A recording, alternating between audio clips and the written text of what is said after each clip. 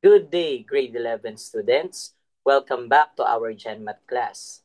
I'm Sir Peter, your general mathematics teacher. So today, we're diving into a very exciting topic, and this is lesson 2.2, arithmetic and geometric sequences. For the learning competencies, we will tackle 7, illustrate the attributes of arithmetic and geometric sequence, and 8, solve problems involving arithmetic and geometric sequences. So by the end of this lesson, you will be able to define the arithmetic and geometric sequences and their components. We will identify and apply their formulas, and most importantly, we will solve real-life problems using these type of sequences. So let's begin with the arithmetic sequence. So the arithmetic sequence is a special type of number pattern where each term is formed by adding a constant value to the previous term. And that constant value has a difference. That constant difference is what we refer to as the common difference. And it is denoted by the symbol small letter d. So for example, if you are given the sequence 5, 8, 11, 14, and so on, then we are adding 3 every time.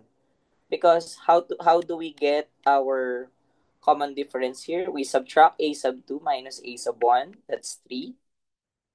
So a sub 3 minus a sub 2. So that's again a 3. And then a sub 3 minus a sub 4 minus a sub 3. And that is another 3. So you see the common difference. So we denote on this given example that our d is equal to 4. So, to find any term on the sequence, here's the formula that we are going to use. So, we use this formula, which is a sub n is equal to a sub 1 plus the quantity n minus 1 times d, where a sub n is the nth term, a sub 1 is the first term of the arithmetic sequence, and d is the common difference. And your n is the position of the term in the given sequence. So let's apply now this formula in our practice problems. Let's have problem number 1. Suppose we need to find the 10th term of the arithmetic sequence 5, 8, 11, and 14. So obviously, first, we need to get their common difference, and the common difference is obviously 3. So for the first step of solving this one, we need to identify the value of the variables of the formula. So a sub 1 is 5, the common difference is 3, and n is equal to 10. And of course, we are looking for a sub 10 or the last term, a sub n, as represented. Second step, we will substitute the values of the formula and then solve for a sub n. So we have a sub 10 is equal to 5 plus the quantity 10 minus 1 times 3. Then 10 minus 1 is 9. Then we multiply 9 by 3, so we will get 27. Then we add it to the first term, which is 5. So we will get the answer, which is 32. So therefore, the 10th term of the arithmetic sequence is 32. So this is just a very easy problem. Let's proceed now to example number 2. So what is the term number if a sub n is equal to 75 in the given sequence 3, 9, 15, and 21? So first, we have to identify our common difference here. 9 minus 3, that is 6. 15 minus 9 is 6. 21 minus 15 is 6. So obviously, our common difference D is 6. We list down all of the variables that we need in the formula. So the first term is 3, the common difference is 6, and your last term is 75. So we are looking for the position of that number in the sequence. Step number 2, by substitution, we will have 75, that's the answer, is equal to 3 plus the position that we do not know, minus 1 times 6. So next, we distribute 6 on both sides. So we will have the quantity n minus 1 times 6. So that will be 6n, and this will be negative 6. So that the next line of our solution will be like that. We transpose positive 3 to the other side, then negative 6 to the other side, so that this becomes negative, and this one becomes positive 6. So we will have this equation. 75 minus 3 plus 6 is equal to 6n. 75 minus 3 is 72 plus 6. So that would be 78 is equal to 6n. Of course, we need to apply the division property of equality by dividing both sides by 6 so that we could get the value. And what is 78 divided by 6? Can you use your calculators? Very good. The correct answer is 13. So therefore, 75 is in the 13th term of the arithmetic sequence. So we will right away move to a more advanced problem, which is example number 3. Observe this problem. So the fifth term of an arithmetic sequence is 20. So 1, 2, 3, 4, 5. So that's 20. And then the 12th term is 48. 6, 7, 8, 9, 10, 11. And the 12th term will be 48. So notice that our common difference is missing. So D is missing. We do not know that. Our first term is also missing. We also do not know that. And we need to find A sub 30. So how do we address this type of advanced problem? So there are 3 quantities that are missing.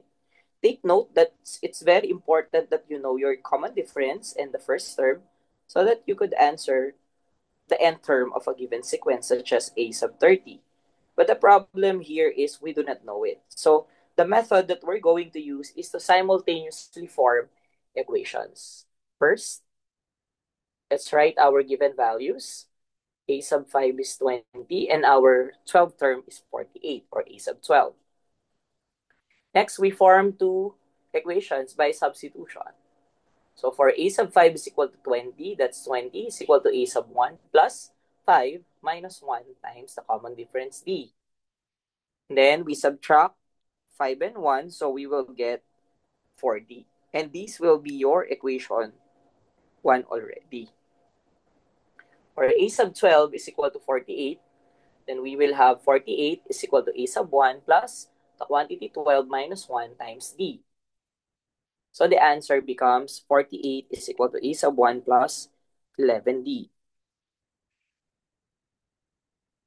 Now, we will solve simultaneously these 2 types of equation 1 and equation 2 respectively, by elimination by subtraction. So 20 minus 48, that is negative 28. Then we subtract A sub 1 and A sub 1, so that will be cancelled.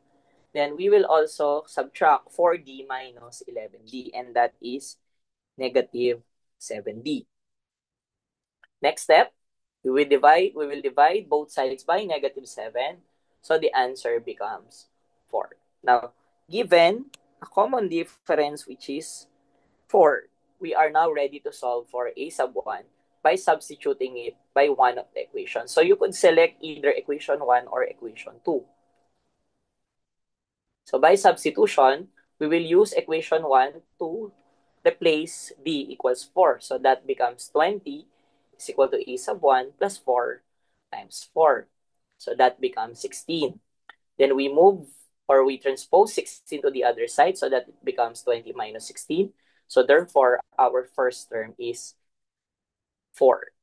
So given that we already have a first term and the common difference.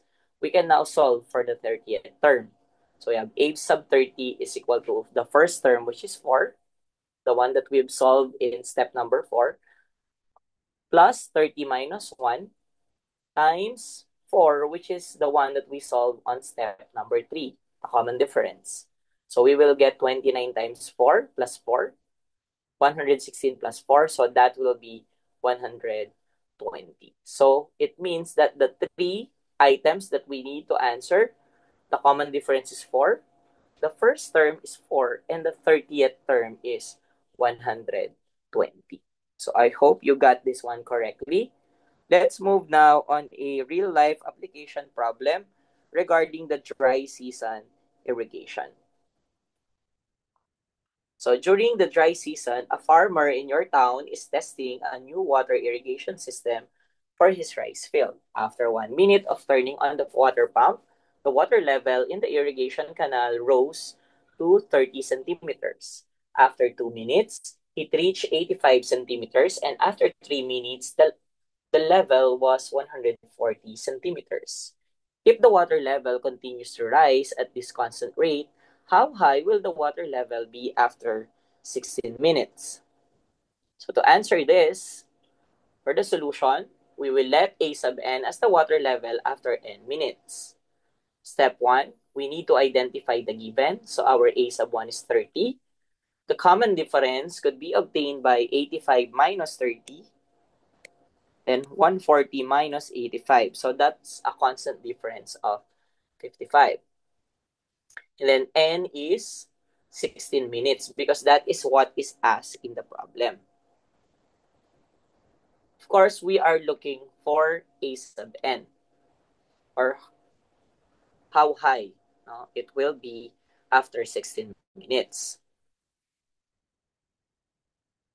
So to solve step number 2, we will substitute now the given values to the formula. So A sub 16 is equal to 30 plus 16 minus 1 times 1 times 55.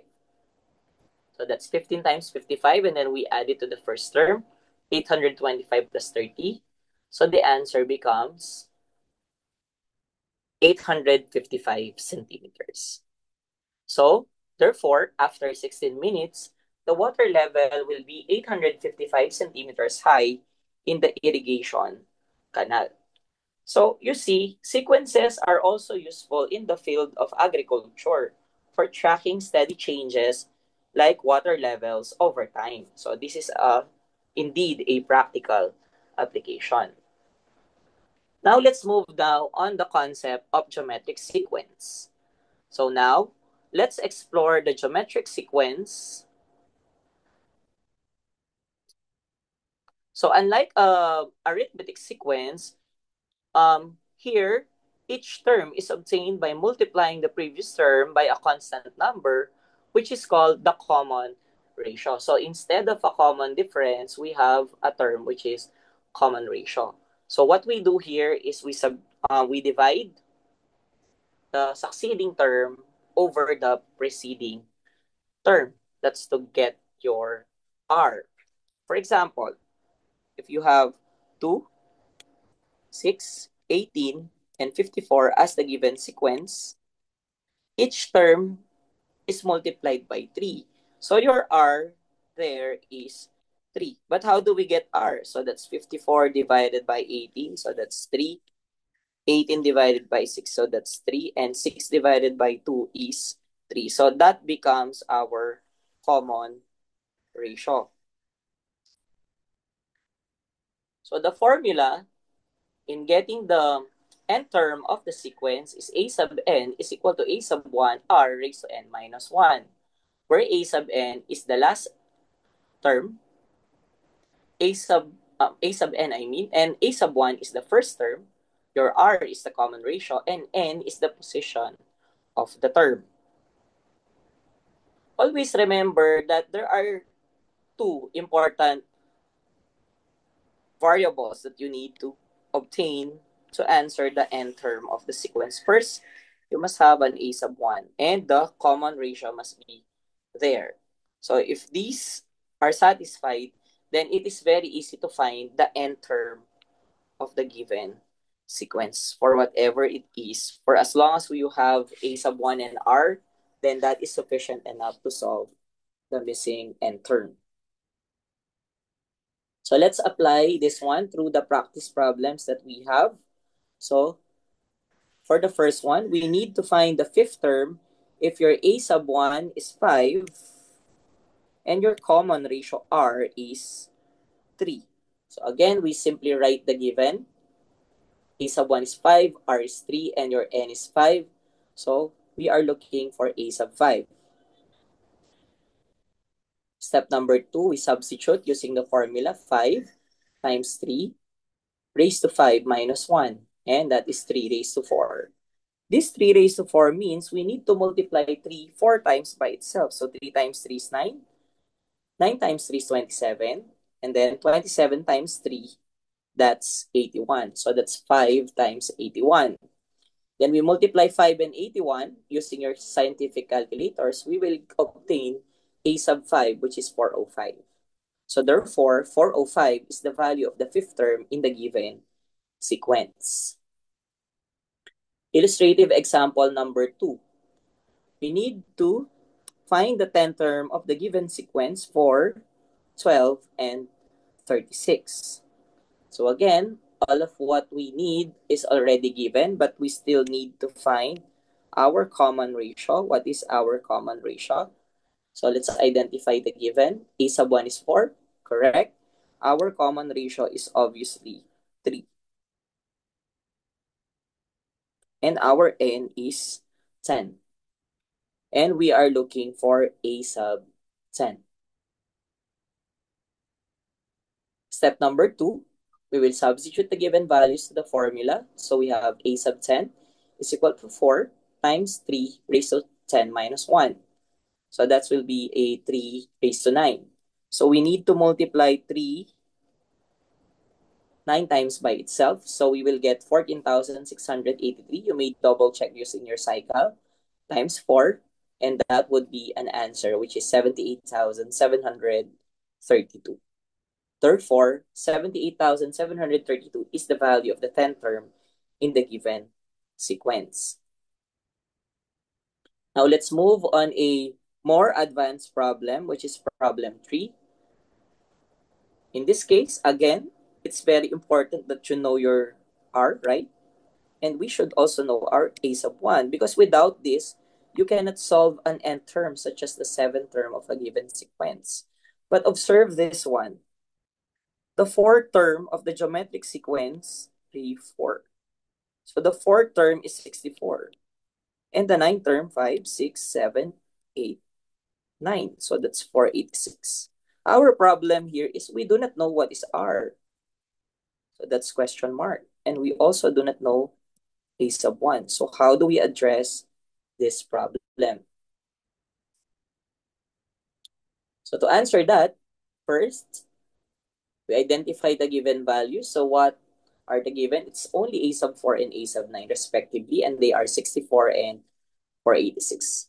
So just like what we did with the advanced problem in the arithmetic sequence, we will form equations 1 and 2 respectively. So for step 2, from A sub 4, we will have 64 is equal to A sub 1 r raised to 4 minus 1 because we still do not know these two values. And so our final equation 1 will be 64 is equal to A sub 1 r cubed.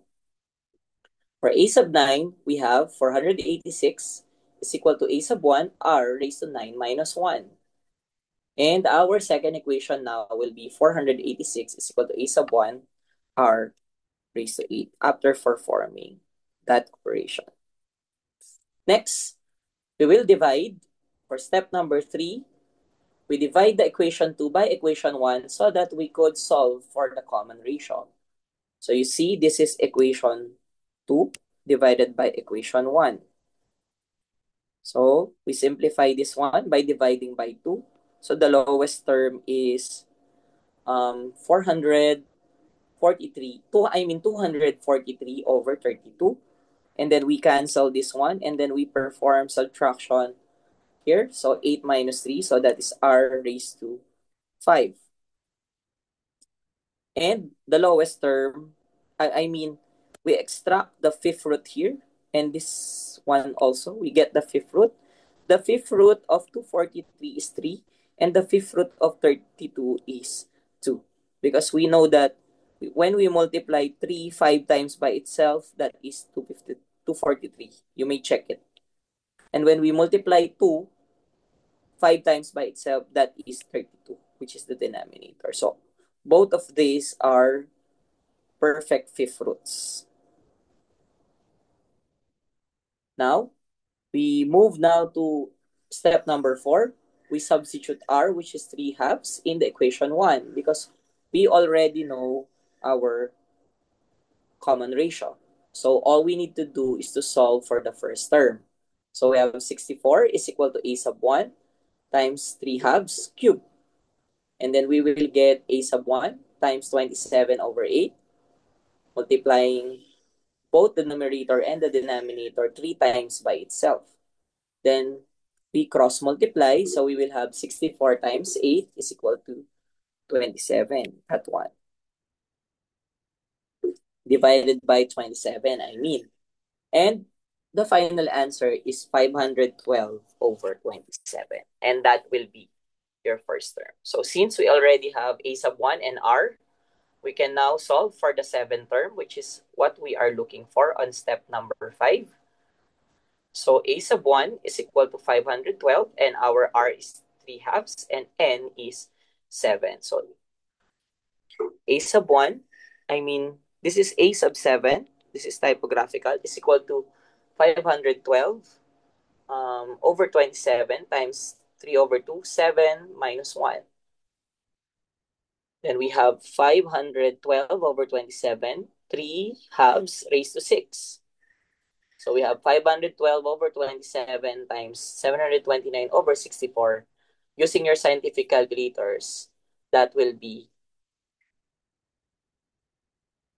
216. So again, this is typographical. This is A sub 7.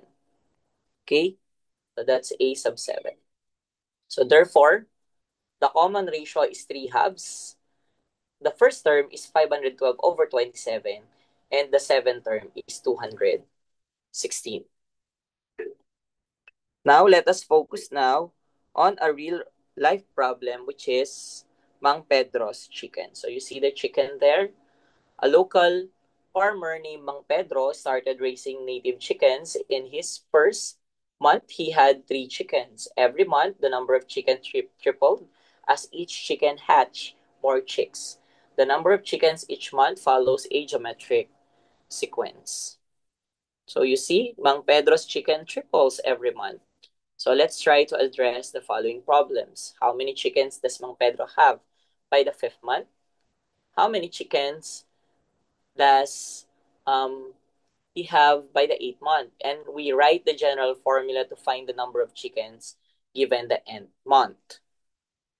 So to solve for number 1, identify first the given. Our a sub 1 is 3 and r is 3, and this is sufficient enough to solve the problem.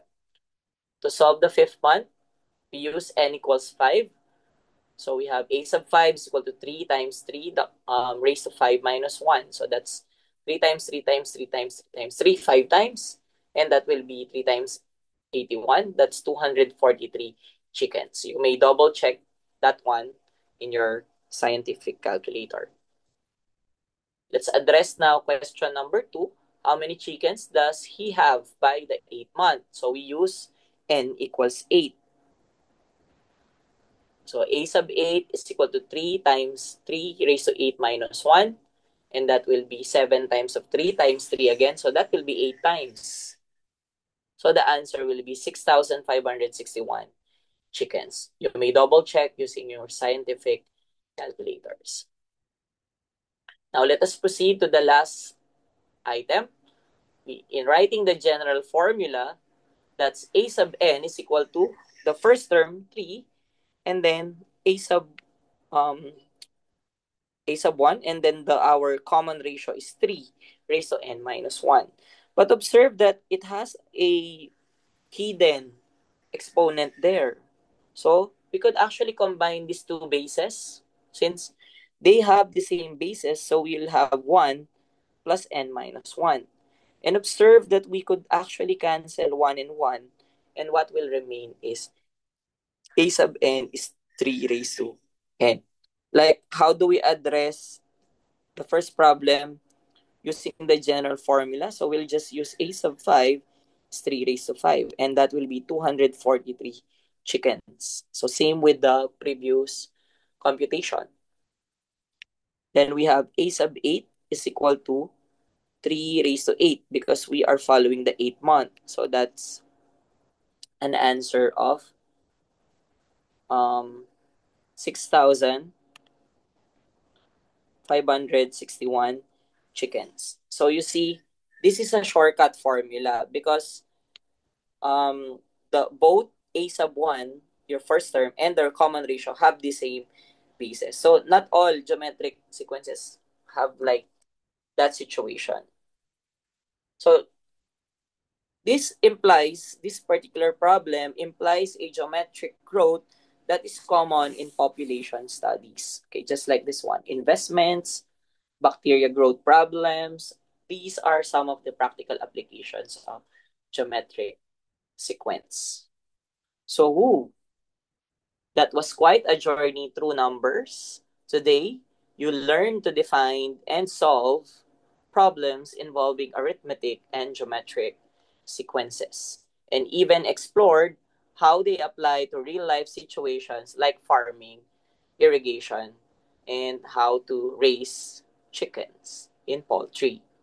Remember, our formula in getting the arithmetic sequence is a sub n is equal to a sub 1 plus the quantity n minus 1 times t. So all we need to have is the first term and the common difference. For a geometric sequence, we use a sub n is equal to a sub 1 times r raised to n minus 1. So all we need is just the first term and the common ratio. So great job, mathletes. You are now one step closer in mastering sequences. On our next lesson, we'll take into the next level with lesson 2.3. We'll talk about arithmetic and geometric series, where we will learn how to add these patterns or sequences. Do not forget to practice, and I'll see you on the next video lesson. Keep solving, keep growing. Paalam and happy learning. Bye!